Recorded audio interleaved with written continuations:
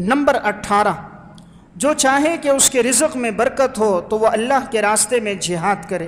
جہاد کے ذریعے اللہ تعالیٰ انسان کے رزق میں برکت ڈالتا ہے۔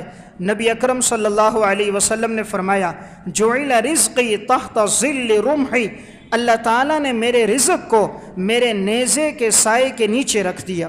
وجعل الذلۃ والصغار علی من خالف امری، اللہ نے ذلت اور رسوائی کو ان کے لیے رکھ دیا جو میرے معاملے کی، میرے حکم کی مخالفت کرتے ہیں۔ یہ صحیح بخاری کی روایت ہے، یعنی رسول اللہ صلی اللہ علیہ وسلم نے فرمایا کہ جو شخص جہاد میں جاتا ہے اللہ رب العزت اس کے رزق میں برکتیں عطا فرما دیتا ہے۔